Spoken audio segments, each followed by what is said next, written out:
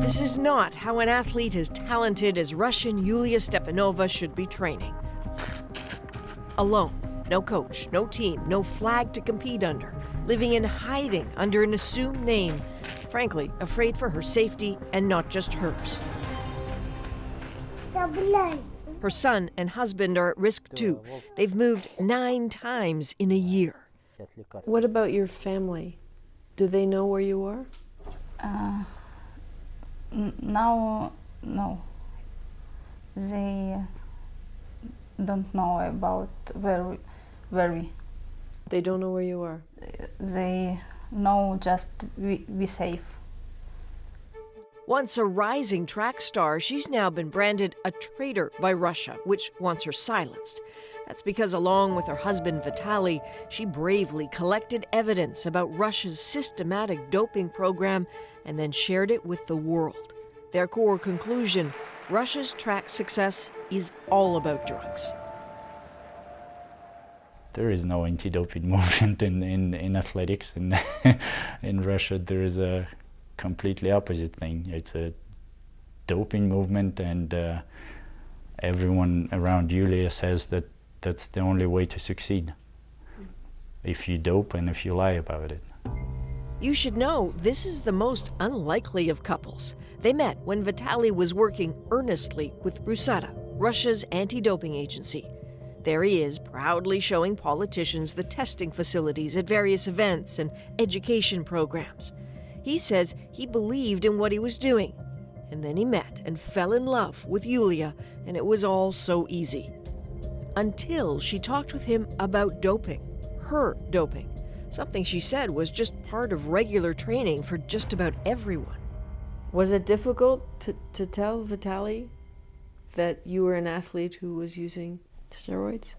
No, it was easy because I thought he knew a bit about athletes, how he used dope.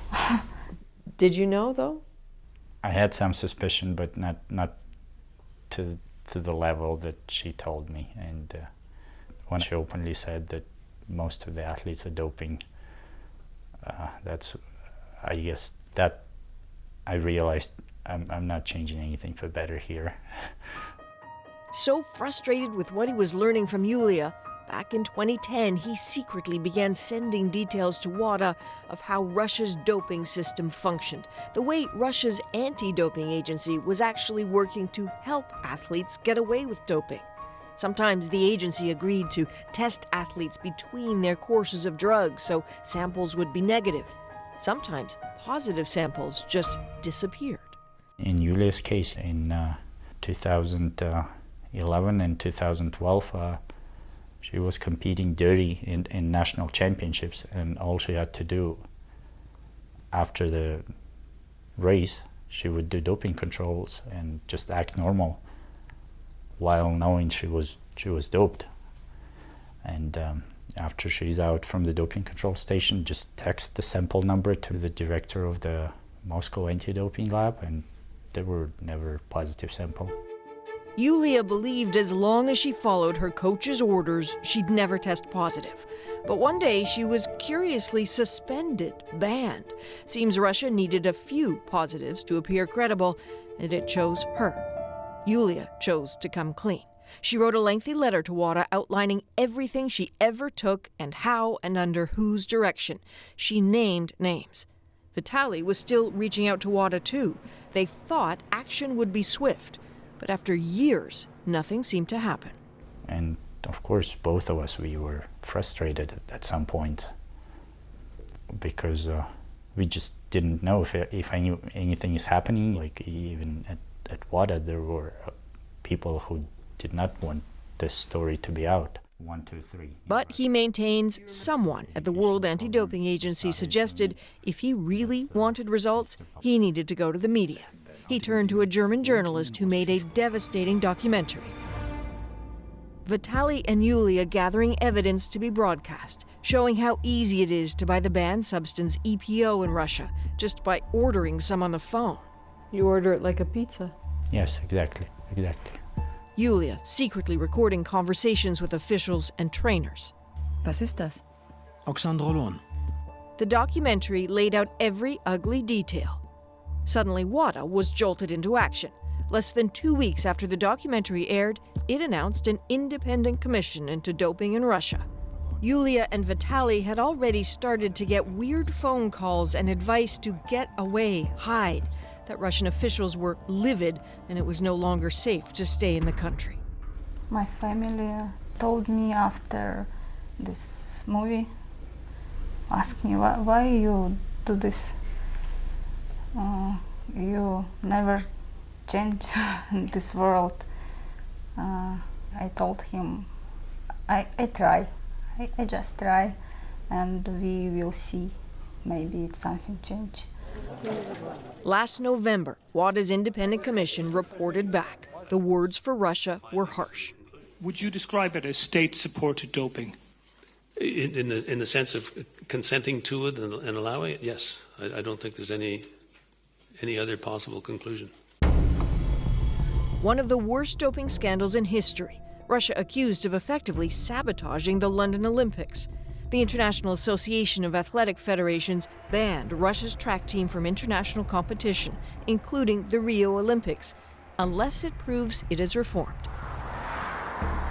The IAAF's officials were in Russia earlier this week assessing if a cleanup is happening. Vitaly is less than optimistic that Russia will genuinely be held accountable. The same people who've been running the doping programs now will say that we changed everything. I don't believe this. You're saying something very important about a huge country in the Olympic movement. How did the IOC respond? It definitely seems that IOC prefers to believe sports officials from Russia and not to us. He doesn't have much faith in the IAAF either. It's recently been accused of knowing all about the Russian doping program since 2009 and hiding the details until whistleblowers exposed it to the world.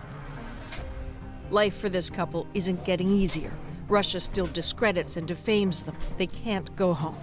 The Russians say that this was a ploy, that you worked with WADA, and that you've applied for asylum in Canada. Yes. Is that true or false? It's false. You haven't applied to come to Canada? No. Actually, nobody in Canada was interested in us. They live like nomads now, keeping to themselves, not talking to neighbors, not able to work, barely able to hang on. And hardest for Yulia, she trains, but for what? Oh, so you would run if another country said, please compete for us, you would go? Yes. But nobody has asked you? No.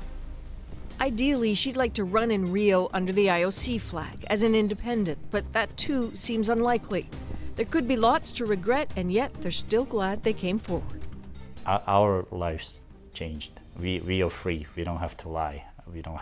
We can be honest about what we do.